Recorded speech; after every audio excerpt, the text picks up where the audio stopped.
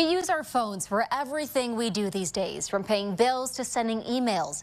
Some even use it to keep track of their health information.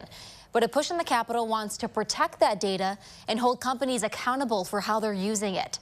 State Capitol reporter Theodora Coulivaris explains. If you go for a run, maybe you track your miles and heart rate on an app. Or maybe you've looked for a discount for a prescription drug and saw an ad for it afterwards. A bill in the Capitol aims to protect consumers from how companies store and collect that data. And we don't want to do things that we don't need to do and require businesses to go through hurdles they don't need to. But at the same time, this is really the wild, wild west. There is very little regulation. The proposal would require companies to have a health data privacy policy, laying out what information they're collecting, using, selling, and storing, and why.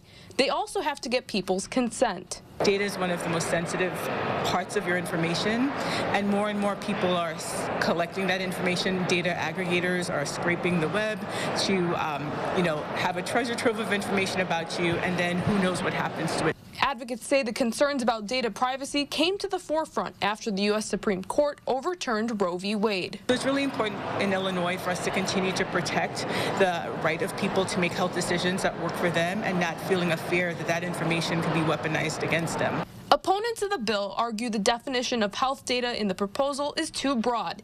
In the bill, health data includes information connected to a person's past, current, or future physical or mental health, from conditions, treatments, and surgeries to someone's vital signs, measurements, or symptoms. This will unnecessarily complicate disclosure, consent, and authorization requirements, as businesses will be pushed to inundate consumers with disclosures about data that may not be health related, thereby injecting confusion into the industry and impeding meaningful notice and choice. Advocates say they will work with the groups who have had concerns about the bill and make changes to it.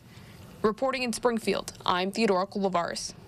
If this bill becomes law, a person who believes a company violated it could take legal action. The Attorney General would also be able to enforce it under the state's Consumer Fraud and Deceptive Business Practices Act.